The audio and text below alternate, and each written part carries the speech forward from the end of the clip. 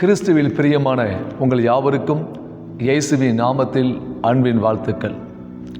உங்களை மீண்டும் சந்திக்க ஆண்டவர் பாராட்டின அவருடைய அன்பிற்காக அவருக்கு மகிமை உண்டாகட்டும். கொடிய கடைசி நாட்கள். இந்த நாட்களில் ஜெபிக்கிற மனுஷனை அவர் தேடிக்கொண்டிருக்கிறார். குறிப்பாய் அவருடைய முகத்துக்கு முன்பாய் நின்று அவருடைய கோபத்தை தணித்து ஜெபிக்கிற மனுஷனை அவர் தேடிக்கொண்டிருக்கிறார்.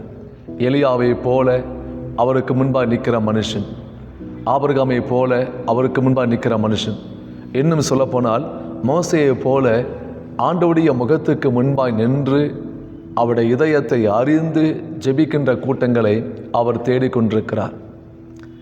நாம் சிந்துகின்ற ஒவ்வொரு சொட்டு கண்ணீர் மட்டுமே ஆண்டவருடைய சமூகத்தில் பெரிய பலனை பெற்று தரும்.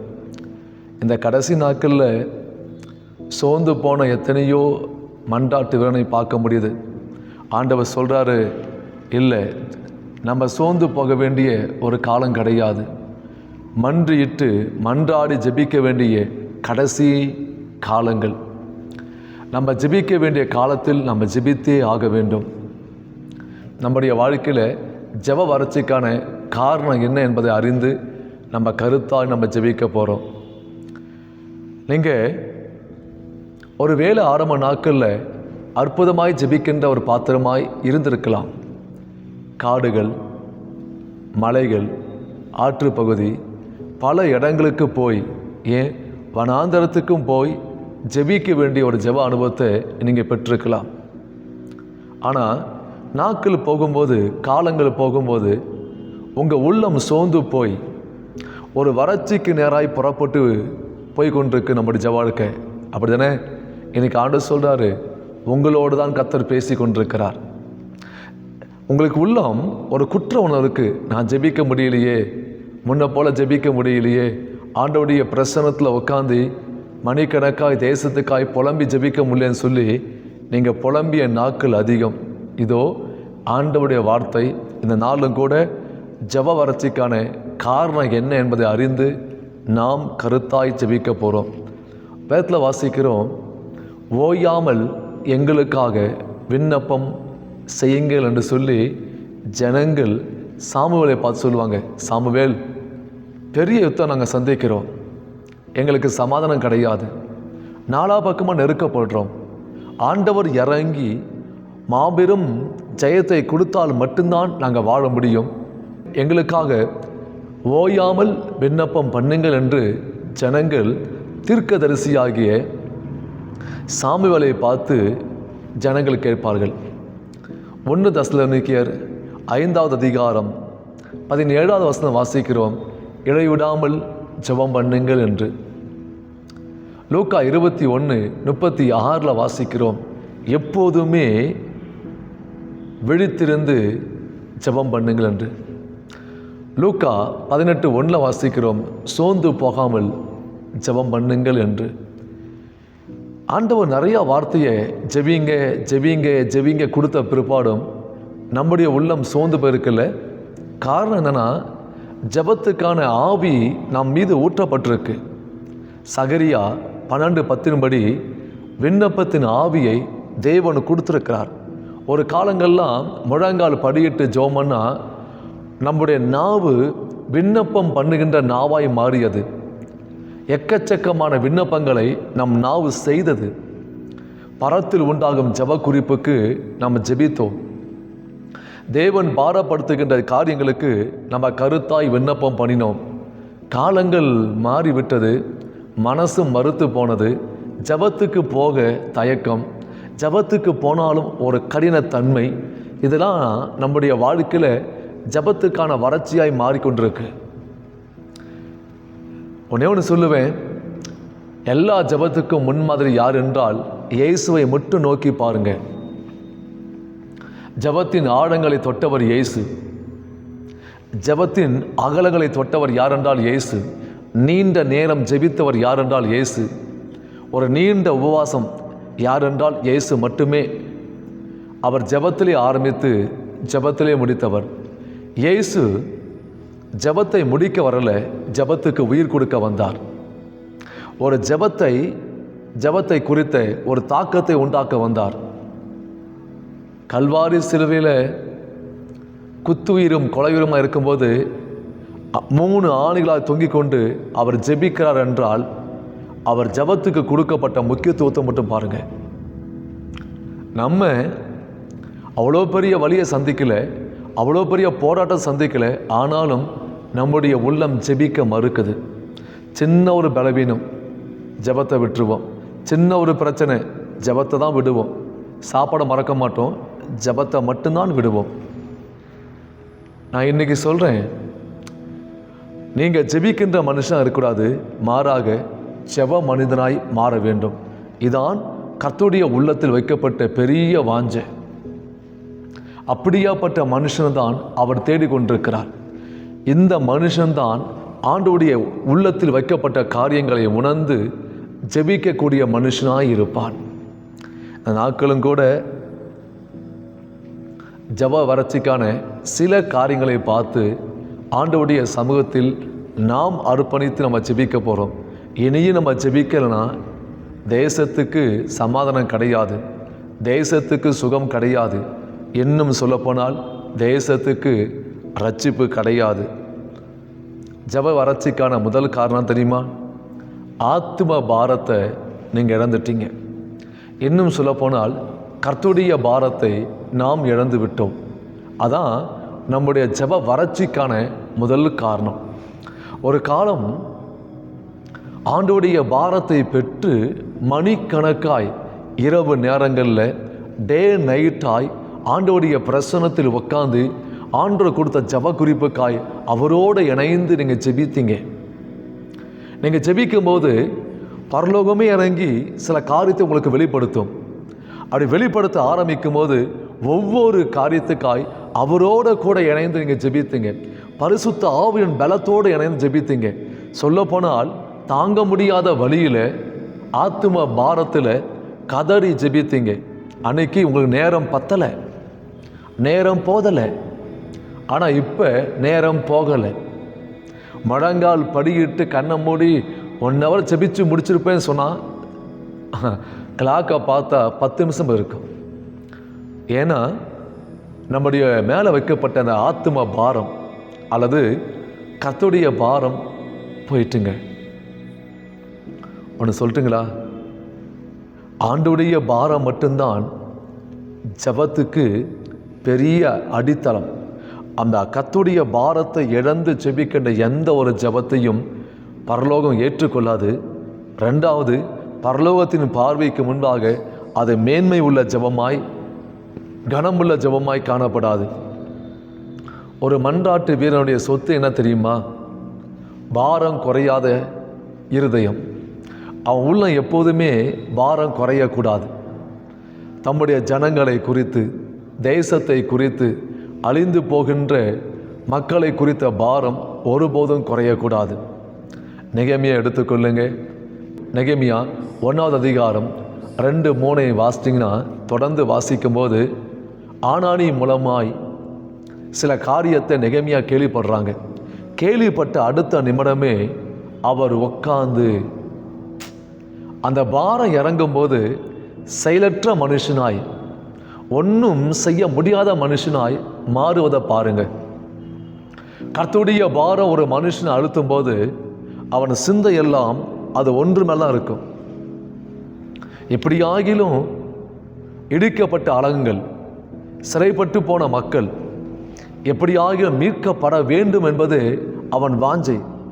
சில நாட்களாய் உட்கார்ந்து துக்கித்து அழுது மன்றாடி நெகேமியாக்குள்ள வைக்கப்பட்டது கர்த்தருடைய பாரம். ஆண்டவருடைய உள்ளத்தில் உள்ள பாரத்தை தூக்கி ஆண்டவர் வைக்க ஆரம்பித்தார். அவனுக்கு எந்த குறையும் இல்லைங்க, ராஜ வாழ்க்கை. ஆனாலும் ஆண்டவருடைய பாரத்தை பெற்றவன்.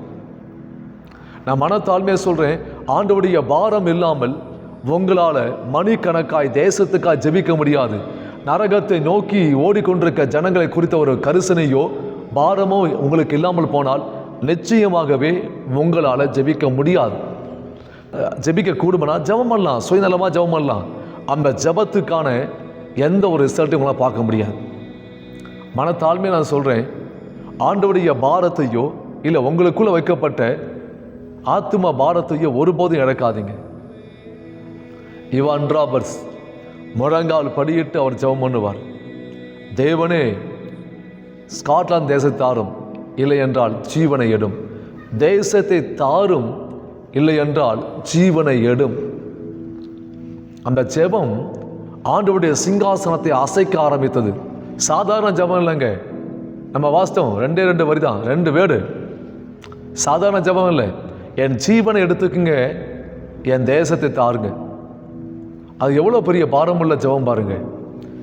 அந்த ஜெபத்தின் பாரமுள்ள வார்த்தை மட்டுமே ஆண்டவருடைய சிங்காசனத்தை அசைத்து பெரிய ஒரு எழுப்புதலை அங்கே கொண்டு வந்தது.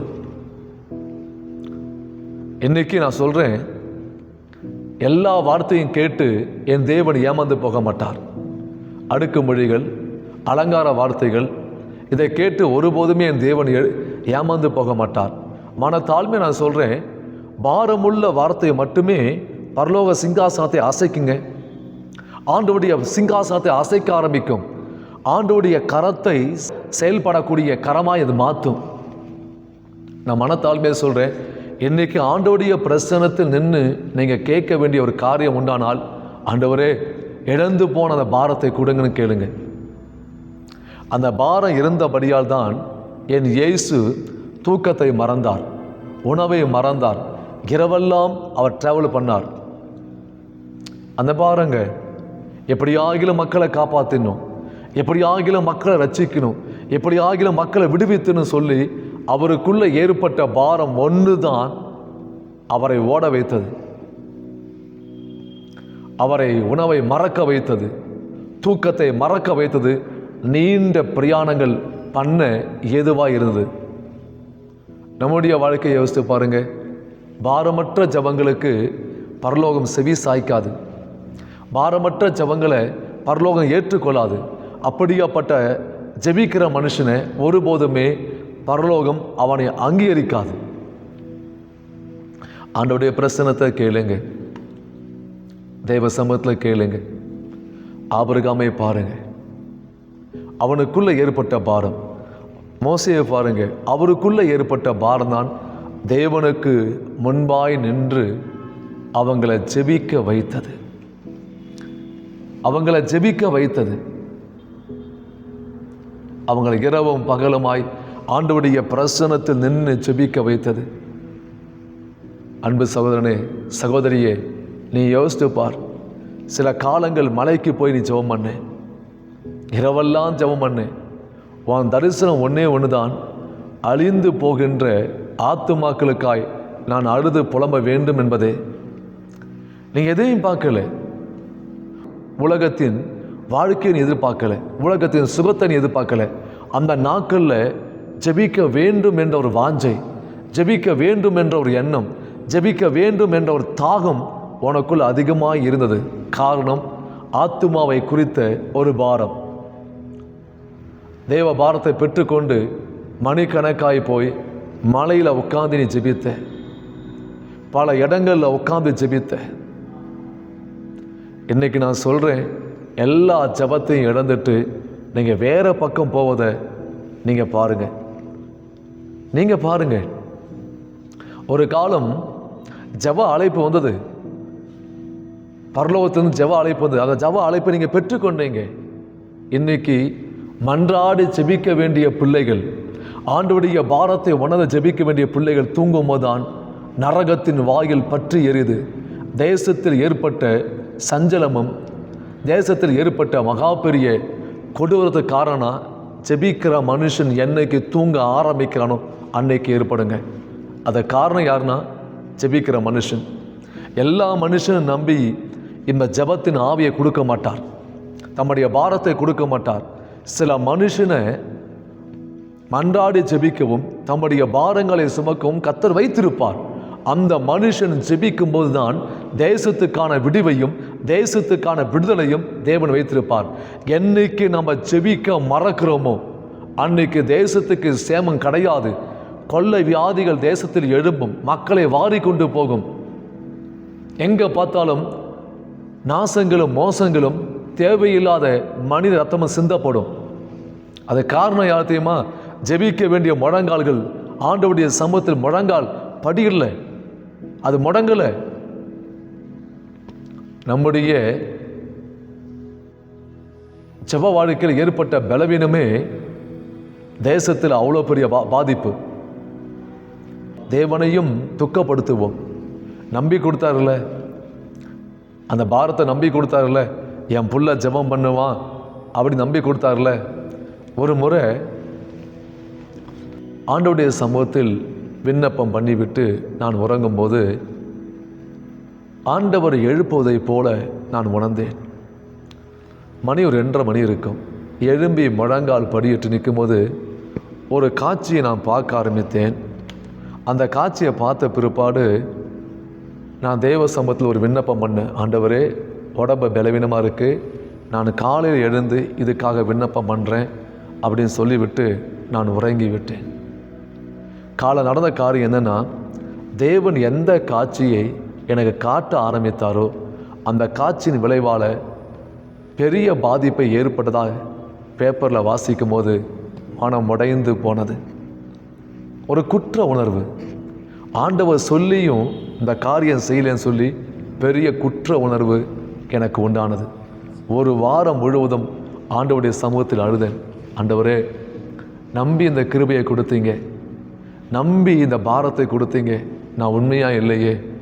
நீங்கள் உங்கள் இதயம் திறந்து வெளிப்படுத்திய காரியத்தை கூட நான் ஜெபிக்கலையேன்னு சொல்லி அந்த வாரம் முழுக்க நான் அழுதுருக்கேன். ஆண்டவருடைய பாரம் சாதாரணமாய் கொடுக்கப்படாது.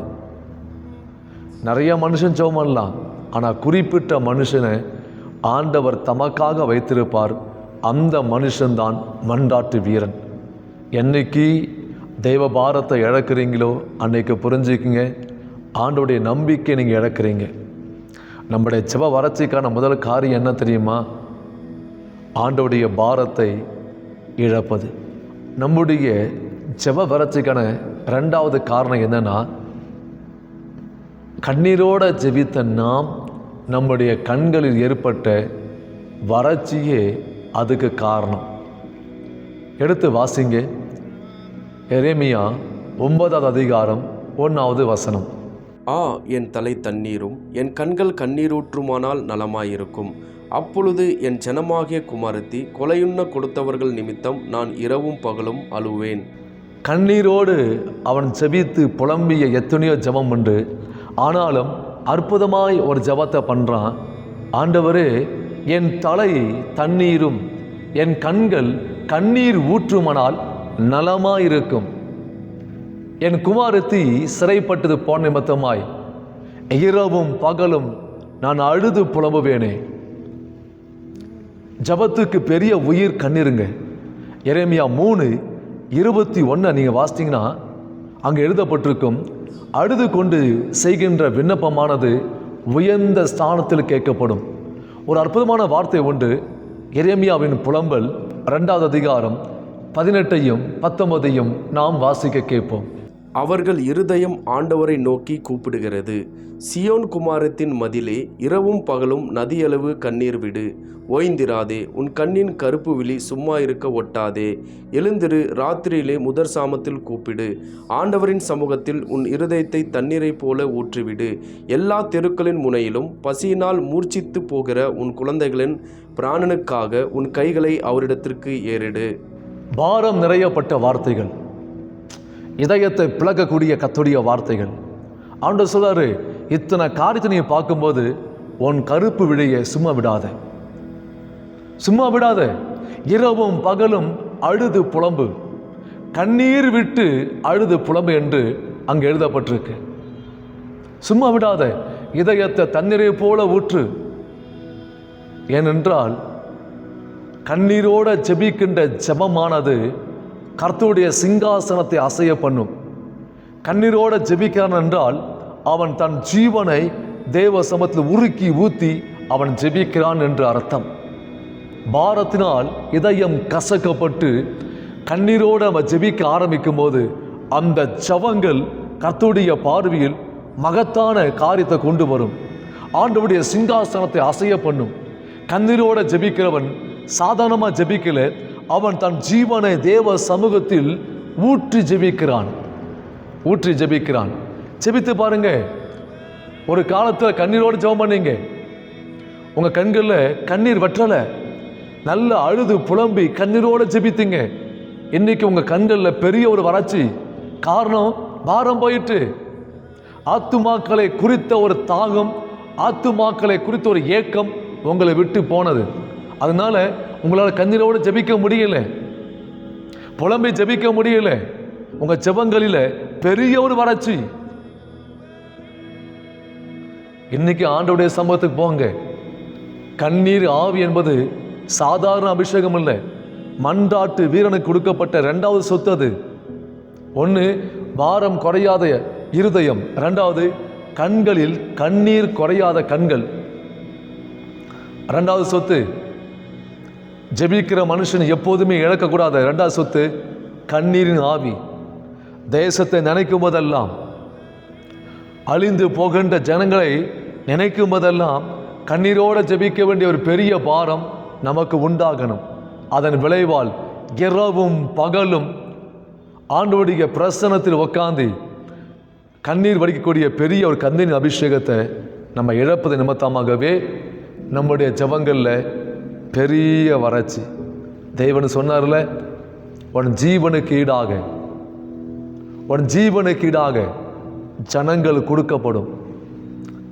ஏசாயா 53 கடைசியில் வாசிக்கிறோம், தன் ஆத்துமாவை மரணத்தில் ஊற்றி இயேசு ஜெபித்தார், அநேகரை கொள்ளை பொருளாய் அவருக்கு கொடுக்கப்படும் என்று அங்கே எழுதப்பட்டிருக்கு. ஆண்டவருடைய சமூகத்தில் உன் ஜீவனை கொடுக்காமல், அதாவது கண்ணீரை செலுத்தாமல் ஒன்றையும் பெற முடியாது. கண்ணீரோட விதைக்கிறவன் கம்பீரத்தோடே அறுப்பான் என்று கர்த்தருடைய வார்த்தை எழுதப்பட்டிருக்கு. நீ விதைக்காத ஒன்றையும் ஒருபோதுமே அறுக்க முடியாது. கண்ணீரோடு விதைக்கிற மனுஷன் கம்பீரத்தோடு அறுப்பான். ஒவ்வொரு நாளும் தேவ சமூகத்துக்கு புறப்பட்டு போய் பாதிக்கப்பட்ட இல்லை பாவத்தில் விழுந்த வாலிபனுக்காக, வாலிப தங்கச்சிக்காக, தேசத்துக்காய் நீ அழுது புலம்புகின்ற காரியம்தான் ஒரு காலத்துக்கு பிற்பாடு நீ கண்ணீரோடு விதைத்து ஜெபித்த ஒவ்வொரு ஆத்துமாக்களையும் அறுவடை செய்ய முடியும். கண்ணீரோட விதைக்கல் நான் ஒருபோதும் நீ அறுவடை செய்ய முடியாது. உன் ஊழியத்தின் வாழ்க்கையிலும் வனாந்தரம் காணப்படும், உன் ஆவிக்குரிய வாழ்க்கையிலும் வனாந்தரம் காணப்படும்.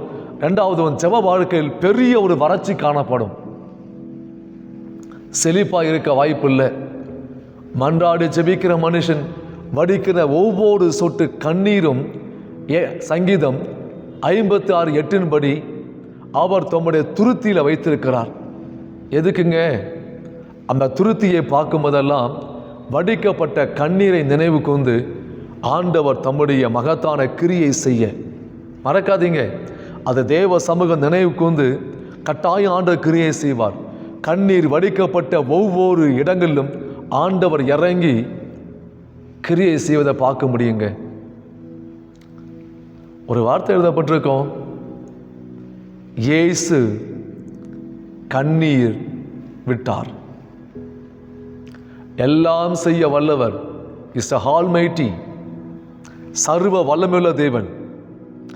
அவர் இறங்கி கண்ணீர் விட்டார்னா ஆத்துமாக்கள் மேல் கொண்ட கரிசனை மட்டும் பாருங்க, ஜனத்தின் மேல் கொண்ட அன்பை மட்டும் பாருங்க. இந்த அன்பின் வெளிப்பாடுதான் நம்முடைய கண்களில் வருகின்ற கண்ணீர். ஜனத்தின் மேலேயோ தேசத்தின் மேலேயோ உனக்கு பாரம் இல்லைன்னா நிச்சயமாக சொல்கிறேன், கண்ணீர் புறப்பட்டு வராது. அது ஜபத்தின் உயிர். தேசத்துக்கு மழை பெய்ந்தால் அது வளர்ச்சியாக இருக்கும் தேசம். அதே போல் ஜபத்தில் வடிக்கின்ற கண்ணீர் தான் உன் ஜப வளர்ச்சியை அப்படி தூக்கி கட்டுங்க. ஒரு முறை ஒரு ஸ்தாபனத்தை கீழாய் ஊழியம் பண்ண ஒரு தேவ மனிதர் ஒரு குறிப்பிட்ட இடத்துக்கு அவர் அனுப்பப்பட்டார். கிட்டத்தட்ட குறிப்பிட்ட மாதங்கள் ஊழியம் செய்த பிற்பாடும் அவருக்கு எந்த ஒரு ஆத்தும அறுவடையும் கிடைக்கல. உடைந்து போனவர், நொறுங்கி போன தேவ மனிதன் ஸ்தாபனத்துக்கு ஒரு கடிதம் எழுதினார். எந்த ஆத்துமாவும் இங்கே அறுவடை செய்ய முடியல, என்ன செய்வதென்று ஸ்தாபனத்துக்கு பதில் எழுதி ஒரு கடிதம் போட்டது. அந்த கடிதத்தை அவர் எடுத்து வாசித்தார். கண்ணீர் விட்டு பார், கண்ணீர் விட்டு பார், கண்ணீர் விட்டு பார். இதை கண்டு அவருடைய உள்ளம் உடைய ஆரம்பித்தது. ஆண்டவருடைய சமூகத்தில் இரவும் பகலும் விழுந்து ஆத்துமாக்களுக்காய் கண்ணீர் விட ஆரம்பித்தார். நடந்த காரியம் என்ன தெரியுமா? சில மாதங்களுக்குள்ளாகவே ஆத்துமாக்களை கொண்டு சபையை கர்த்தர் நிரப்ப ஆரம்பித்தார். புலம்பிக் கொண்டிருக்கீங்களா? கர்த்தருடைய ஊழியரே புலம்பிக் கொண்டிருக்கீங்களா? இந்த வார்த்தை உங்களுக்கு தான். கண்ணீரோட ஆண்டவருடைய பிரசன்னத்துக்கு போய் அழிந்து போகின்ற ஆத்துமாக்களுக்காய் கண்ணீர் விட்டு பாருங்க. மரித்து போன எத்தனையோ ஆத்துமாக்குள்ள ஜீவன் புறப்பட்டு வரும். விலையேறப்பட்ட ஆத்துமாக்களை மீட்டு சபையை கொண்டு நிரப்ப ஆரம்பிப்பார். நீங்க விதைக்காத ஒன்றையும் கம்பீரமாய் அறுக்க முடியாது. கண்ணீரோட விதைக்கிறவன் கம்பீரமாய் அறுப்பான் என்று ஆண்டு சொன்னாரே. நீங்க அறுக்க வேண்டுமானால், அறுவடைகளை அறுத்து கம்பீரமாய் தூக்க வேண்டுமானால் கண்ணீரோட ஜெபித்து பாருங்க, கண்ணீரோட புலம்பி பாருங்க. அந்த கண்ணீரின் ஆவியை ஒரு நாளும் ஒரு காலம் இழக்காதீங்க. இழக்காமல் காத்து கொண்டால் எப்போதுமே உங்க கண்ணீரின் ஜபத்துக்கு பெரிய ஒரு பதில் உண்டு. ஒரு முறை ஒரு ஊழியர் தேவ சமூகத்தை நிற்கும்போது அவர் வடிக்கப்பட்ட ஒரு சொட்டு கண்ணீர் தேவ சமூகத்துக்கு புறப்பட்டு போனது. அதை தரிசனமாய் இவர் பார்த்து கொண்டிருக்கிறார். அந்த கண்ணீர் மேலே எழும்பி பிதாவின் சமூகத்துக்கு போய் பரிந்து பேசுவதை பார்த்தார். ஆண்டவரே, இன்னார் வடிக்கப்பட்ட கண்ணீர் இந்த காரியத்துக்காய் சிந்தப்பட்டிருக்கிறேன், நீங்கள் கிரியை செய்யுங்க என்பதை, அது பரிந்து பேசுவதை அவர் பார்க்க ஆரம்பித்தார். நம்முடைய உள்ளத்தில் ஆத்துமாக்களை குறித்த ஒரு பாரம் தேவன் வைக்க ஆரம்பிக்கும் போது நம்முடைய இதயம் பிழிய பிழிய இல்லை கசக்கப்பட்டு நம்ம ஜெபிக்க ஆரம்பிக்கும் போது ஒரு குறிப்பிட்ட நேரத்துக்கு பிற்பாடு அந்த பாரத்தின் விளைவால் இதயத்தில் ஓடிக்கொண்டிருக்கிற அந்த தண்ணீர், அந்த ரத்தம் தண்ணீராய் பிரிந்து நம்முடைய கண்கள் வழியாய் வரும்போது அது சாதாரண கண் நீர் அல்ல, அது இரத்தம். இயேசுவின் இரத்தம் அதிகமான நன்மைகளை பேசுமா? காயின் இரத்தம் தேவ சமூகத்தை நோக்கி அது முறையிட்டது. அதே போல ஜெபத்தில் வடிக்கிற கண்ணீர் பிதாவின் சமூகத்துக்கு புறப்பட்டு போய் விண்ணப்பம் செய்ய ஆரம்பிக்கும். ஆண்டவர் இறங்குவார், தேவன் இறங்குவார். கண்ணீரை கண்ட தேவன் சும்மா இருக்க மாட்டார். கண்ணீரை கண்ட என் ஆண்டவர் சும்மா இருக்க மாட்டார். கண்ணீரை தாண்டி ஒரு காரியத்தையும் செய்யாதவர் நிச்சயமாய் நம்முடைய தேசத்துக்கு இறங்கி தேசத்துக்கு சமாதானத்தையும் சேமத்தையும் ரட்சிப்பையும் கொடுப்பது நிச்சயம். கண்ணீரோட ஜெபிக்கிற மனுஷனை தாண்டி தேசத்தில் கர்த்தருடைய கோபம் இறங்காதுங்க. கண்ணீரோடு ஜெபிக்கிற மனுஷனை தாண்டி எந்த அழிவும் புறப்பட்டு வராது. அந்த கண்ணீரை இழக்கும் போது தான் உங்கள் வாழ்க்கையில் பெரிய வறட்சி. தேவ சமூகத்தில் கேளுங்க, தேவ சமூகத்தில் கேளுங்க, ஆண்டவரே கண்ணீரின் ஆவியை கொண்டு என்னை நிரப்புங்கப்பா. ஒரு முறை 35-36 வயசு உள்ள ஒருவர் ஜெப முகாமை நடத்தி கொண்டிருந்தார். சின்ன வயசுலேயே அவர் மேலே ஒரு விசேஷித்த ஒரு கண்ணீரின் ஆவியை கொண்டு கர்த்தர் நிரப்பி வைத்தார். வந்த எக்கச்சக்கமான மக்கள் மேலே அந்த ஜெப முகாமில் கண்ணீரின் ஆவியை பெற்றுக்கொண்டாங்க.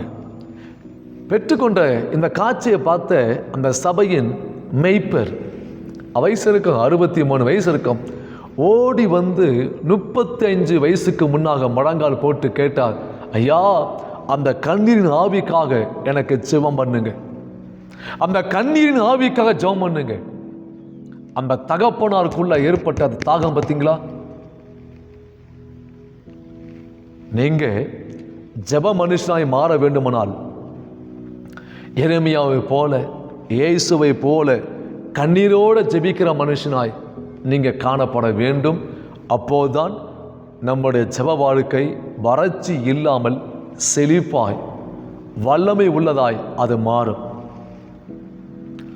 ஒவ்வொரு சொட்டு கண்ணீரும் ஆண்டவருடைய சமூகத்தில் சேர்க்கப்படும். விலையேறப்பட்ட ஆத்துமாக்களை மீட்டெடுக்கும். விலையேறப்பட்ட தேசங்களை அது மீட்டெடுக்கும். ஆண்டவருடைய சமூகத்தில் ரட்சிப்பை இறங்க பண்ணும். தேவ சமூகத்தில் இரக்கத்தை இறங்க பண்ணும். அது கண்ணீரோட ஜெபிக்கின்ற ஜெபங்கள். ஜெப வறட்சிக்கான மூன்றாவது காரணம் என்ன தெரியுமா? ஒரு காலத்தில் உத்தரவாதம் பண்ணி நாம் ஜெபித்தோம். தேசத்துக்காக நம்ம ஜெபிக்கும் போது நம்ம சொன்னோம், ஆண்டவரே நான் உத்தரவாதம் பண்ணி ஜெபம் பண்ணுறேன், என் தேசத்துக்கு இறங்குங்க. பட்டணத்துக்காக நம்ம ஜெபம் பண்ணோம், நாங்கள் நிற்கிற ஆண்டவரே எங்கள் முகத்தை பாருங்க, இறங்குன்னு சொல்லி ஜெபம் பண்ணோம். சில குடும்பத்துக்காய் புறப்பட்டு போய் நம்ம ஜெபிக்கும் போது நம்ம சொன்னோம், எங்கள் முகத்தை பார்த்து என் ஆண்டவர் இறங்குங்க, உத்தரவாதம் பண்ணி நாங்கள் நிற்கிறான்னு சொல்லி நம்ம ஜெபம் பண்ணோம். அந்த உத்தரவாதம் உங்கள் ஜெபத்தில் இப்போது இல்லை. அதனால தான் அந்த உத்தரவாதம் இல்லை. அதனால் உங்கள் வாழ்க்கையில் அந்த பாரம் கிடையாது. பாரம் இல்லை, அதனால் கண்ணீர் கிடையாது. வாழ்க்கை, ஜெப வாழ்க்கை வறட்சியை நோக்கி போய்கொண்டிருக்கு. இன்னைக்கு ஒரு முடிவு பண்ணுங்க. நீங்கள் வேதம் முழுக்க பார்த்தீங்கன்னா நெகேமியா எங்கேயோ இருப்பார். அவர் புறப்பட்டு வந்து உத்தரவாதம் பண்ணி ஜெபம் பண்ணுவதையும் செயல்படுவதையும் பார்க்க முடியும். மோசேயை பாருங்க, உத்தரவாதம் பண்ணி நிற்பதை பார்க்க முடியும். யாத்திராகம் 32வது அதிகாரம் 9ஐயும் 10ஐயும் வாசிக்கும் போது அற்புதமான ஒரு ஜெப வார்த்தையும் அங்கே காணப்படும். ஆண்டவர் சொல்லுவார், மோசே விட்டு ஒரே நிமிஷத்தில் அதம் பண்ணி உன்னை பெரிய ஜாதியாக்கி நான் கொண்டு போகிறேன்னு ஆண்டவர் சொல்லுவார்.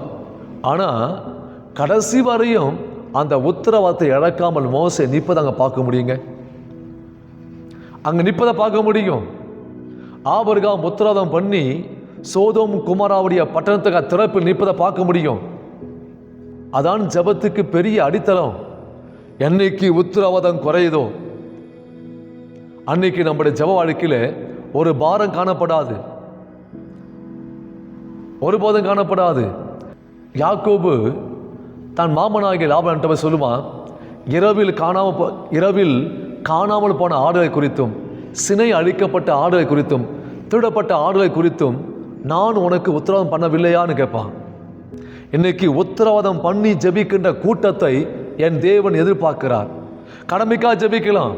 இந்த ஜெபங்கள் ஆண்டவருடைய சமூகத்தில் மேன்மையை கொண்டு வராது.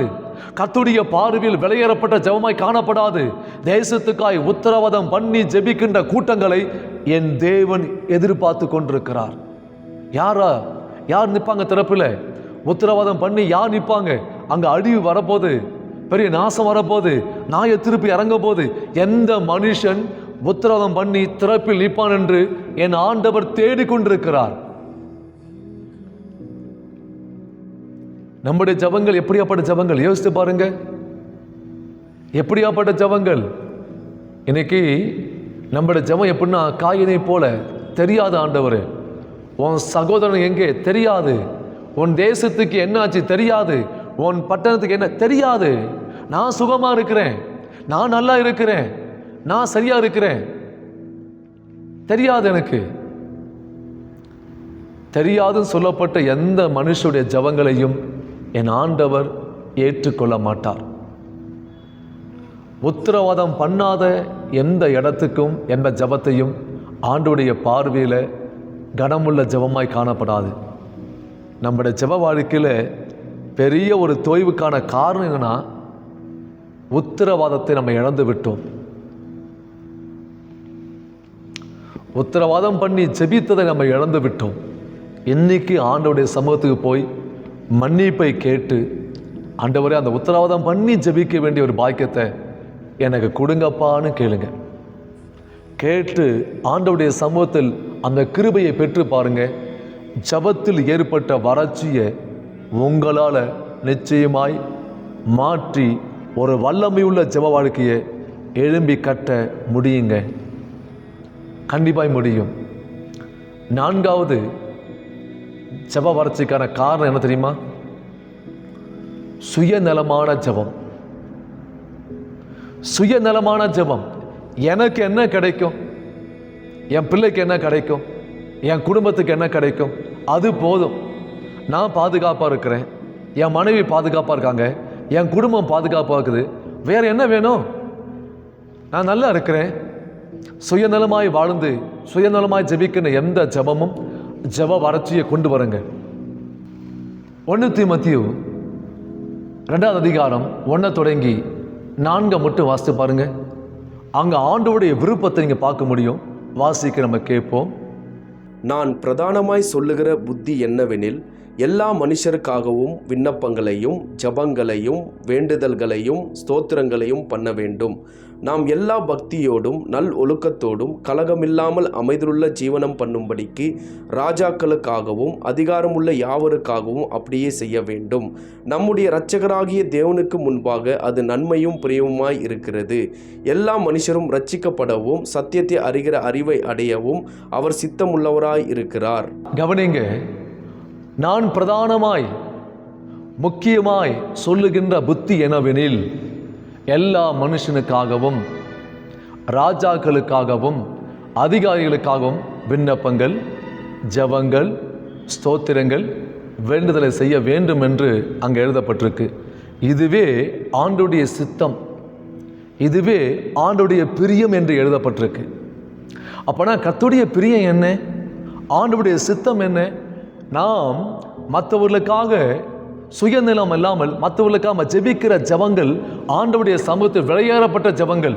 நம்முடைய சொந்த இச்சையை நிறைவேற்றாமல், சொந்த தேவைக்காய் ஜெபம் பண்ணாமல் தேசத்துக்காய் புலம்பி ஜெபிக்கிறோமே, அந்த ஜெபந்தான் ஆண்டவருடைய பார்வையில் விலையேறப்பட்ட ஜெபங்கள். இந்த ஜெபங்களை என் தேவன் வாஞ்சிக்கிறார், இந்த ஜெபங்களை என் தேவன் எதிர்பார்க்கிறார். நம்ம என்ன செய்யறோம்னா, ஆண்டு என்ன கொடுப்பீர், என்ன கொடுப்பீர், என்ன கொடுப்பீர், என்ன தருவீர், என்ன தருவீர், இதை ஒன்று தான் நம்ம பார்க்குறோம். சுயநலமான ஜபத்தை குறித்து யாக்கோபு 4ஆவது அதிகாரம் 1ஐயும் 2ஐயும் வாசித்தீங்கன்னா அங்கே ஒரு வார்த்தை எழுதப்பட்டிருக்கும், நீங்கள் உங்கள் இச்சையை நிறைவேற்ற விண்ணப்பம் பண்ணியும் பெற்றுக்கொள்ளாமல் இருக்கிறீங்க சொல்லி அங்கே எழுதப்பட்டிருக்கும். அப்போனா என்ன அர்த்தம்? அதாவது நமக்காக நம்ம ஜெபிக்கணும், பிள்ளைகளுக்காக நம்ம ஜெபிக்கணும், குடும்பத்துக்காக நம்ம ஜெபிக்கணும், நல்லது, நம்ம ஜெபத்தை விடாதீங்க. ஆனால் தேவன் சொல்லுகின்ற வார்த்தை என்னன்னா, சுயநலமாகவே ஜெபித்து கொண்டிருக்காதீங்க. ஆண்டவருடைய பாரத்தை அறிந்து அழிந்து கொண்டிருக்க மக்கள் மேல் கரிசனை கொண்டு நீங்க ஜெபித்து பாருங்க. அந்த கரிசனை கர்த்தருடைய பார்வையில் விலையேறப்பட்ட ஜெபம். அந்த ஜெபங்களை என் தேவன் வாஞ்சிக்கிறார், எதிர்பார்க்கிறார். அதை விட்டு சுயநலமாகவே ஜெபித்து கொண்டிருந்தால் அந்த ஜெபத்தை என் தேவன் அருவருக்கிறார். அந்த ஜெபத்தை பரலோகம் ஒருபோதும் கேட்காது, ஒருபோதும் கேட்காது. யாத்திராகமம் 32ஆவது அதிகாரம் 32வது வசனத்தை வாசிக்கும் போது, ஆகிலும் தேவரீர் அவர்கள் பாவத்தை மன்னித்தருளும், அப்படி மன்னித்தராவிட்டால் ஜீவ புத்தகத்தில் இருந்து என் பேரை கிறுக்கி போடும் என்று மோசே அவங்க ஜெபம் பண்றாங்க. ஒரு ரட்சிக்கப்பட்ட பிள்ளையுடைய வாழ்க்கையில் என்ன பெரிய ஒரு எதிர்பார்ப்புனா, இன்னைக்கு மரித்தாலும் பரலோகம் போகணும். சொல்லப்போனால் ஜீவ புத்தகத்தில் பேர் எழுதப்பட வேண்டும் என்பதுதான் வாஞ்சை. ஆனால் மோசையை பாருங்க, ஜனங்களையும் பாவங்களை கர்த்தர் மன்னிக்கணும், அந்த மக்களுக்கு ஆண்டு இரக்கம் செய்யணும், ஜனத்தை ஒருபோதும் வாதிக்க கூடாது, நியாய தீர்ப்பு ஜனத்தின் மேல் வரக்கூடாதுன்னு சொல்லிட்டு அவர் சொல்ற வார்த்தையை கவனிச்சிங்கன்னா, அவர் சொல்லுவார், ஜீவ புத்தகத்தில் என் பேரை கிறுக்கிவிடும் போட்டுருங்க, என் ஜனத்தை மன்னிங்க. அதாங்க சுயநலம் இல்லாத ஜெபம், சுயநலம் இல்லாத ஜெபம். எஸ்தர் ராஜா சொல்லுவாங்க, நான் செத்தாலும் சாகிறேன், ஜனத்துக்காக நிற்பாங்க போயிட்டு. என் ஜனங்களின் மேல் வரும் பொல்லாப்பை நான் எப்படி சகிக்க கூடும், எப்படி பார்க்க முடியும்? அதாங்க ஜெபம். சிஸ்டர், பிரதர், நல்ல கவனிங்க. உங்க மேல வைக்கப்பட்ட பெரிய ஒரு ஜெப ஆவியை நீங்க அனல் மூட்டி எழுப்ப வேண்டுமானால், தேவனுக்கு முன்பாய் ஜெபிக்கிற மனுஷாய் மாற வேண்டுமானால், சுயநலமாய் ஜெபிப்பதை நிறுத்திட்டு ஆண்டவருடைய பிரசன்னத்துக்கு போய் ஆண்டவருடைய சமூகத்தில் விழுந்து ஜெப ஆவிக்காய் கதறுங்க. ஆண்டு தம்முடைய பாரத்தை அவங்க மேலே வைப்பார். இரவும் பகலும் அழுது புலம்ப வேண்டிய கிருபையை கொடுப்பார். இன்னும் சொல்லப்போனால் உத்தரவாதம் எடுத்து ஜெபிக்க வேண்டிய பெரிய காரியத்தை தேவன் கொடுக்க ஆரம்பிப்பார். இந்த ஜெப ஆவியை வாஞ்சிக்கிற பிள்ளைங்க எங்களோடு இணைந்து ஜெபம் பண்ணுங்க. தேவன் உங்களோடு பேசி கொண்டிருக்கிறார். நான் கட்டாயமாக சொல்லுவேன், ஆண்டவர் தெளிவாய் பேசி கொண்டிருக்கிறார். உங்கள் மேலே அந்த ஜெப ஆவி இறங்கி வரும். கண்களை மூடுவோமா? பிதாவே, இந்த அருமையான வேலைக்காக உமக்கு நன்றி. இந்த செய்தியை கேட்டு என்னோட ஜெபித்து கொண்டிருக்க ஒவ்வொரு பிள்ளைங்க வாழ்க்கையிலும் இழந்து போன ஜெப அபிஷேகத்தையும் அந்த ஜெப ஆவியும் என் ஆண்டவர் நிரப்பும்படியா நான் ஜெபிக்கிறேன். ஆண்டவரே, இதை கேட்டு உணரத்தக்க ஞானமுள்ளவன் யார்? தேசம் அழிந்து ஒருவனும் கடந்து போக முடியாதபடிக்கு அது பாழாக்கப்பட்டிருக்கு. கர்த்தருடைய வாய் சொல்ல அதை கேட்டு ஜெபிக்க வேண்டிய ஒவ்வொரு கிருபையும் என் பிள்ளைகளுக்கு கொடுக்கும்படியாக ஜெபிக்கிறோம். இப்போதே அந்த கண்ணீரின் ஆவியை கொண்டு நிரப்புங்க, பெருமூச்சின் ஆவியை கொண்டு நிரப்புங்க. இரவும் பகலும் ஆண்டவருடைய பிரசன்னத்தில் விழுந்து இடுப்பு எலும்பு நொறுங்கும்படியாய் பெருமூச்சு விட என் தேவன் நிரப்பும்படியாய் நான் ஜெபிக்கிறேன். அப்படியாப்பட்ட ஒரு ஜெப ஆவி இயேசுவின் நாமத்தில் இறங்கி வரட்டும். தேவனே கிருபையாயிரும், தேவனே கிருபையாயிரும். ஜெபத்தின் ஆவியால் நிரப்புங்கப்பா, கண்ணீரின் ஆவியால் நிரப்புங்க. உத்தரவாதம் எடுத்து ஜெபித்து ஆண்டவருடைய பிரசன்னத்தில் தேசத்துக்காய் விழுந்து கிடக்க கிருபையை கொடுக்கும்படியா நான் ஜெபிக்கிறேன். நீங்கள் அப்படியே செலுக்காய் மக்கு நன்றி. இந்த செய்தியை கேட்டு ஜெபிக்கிற ஒவ்வொரு பிள்ளைங்க வாழ்க்கையிலும் ஜெபத்தின் வாழ்க்கை செழிப்பாகட்டும், ஜெபத்தின் வாழ்க்கை வல்லமை உள்ள வாழ்க்கையை மாறட்டும் என்று சொல்லி ஜெபிக்கிறேன். நீர் அப்படியே செலுக்காய் மக்கு நன்றி. இயேசுவின் நாமத்தில் ஜெபிக்கிறேன் பிதாவே, ஆமென், ஆமென். இந்த கடைசி நாட்களில் மண்டபத்துக்கும் பலிபீடத்துக்கும் நடுவாய் விழுந்து எலும்பு நொறுங்கும்படி பெருமூச்சு விடுகின்ற மனுஷனை அவர் தேடிக்கொண்டிருக்கிறார். ஒன்றும் இல்லைங்க, ஜனங்கள் நரகத்துக்கு போகாமல் பரலோகத்துக்கு வர உங்கள் ஜெபங்களை தேவன் எதிர்பார்க்கிறார், என் ஜெபங்களை எதிர்பார்க்கிறார். ஒரு ஜெப மனுஷனாய் வெளிப்பட உங்களுக்கும் எனக்கும் ஆண்டவர் கிருபை செய்வாராக. God bless you.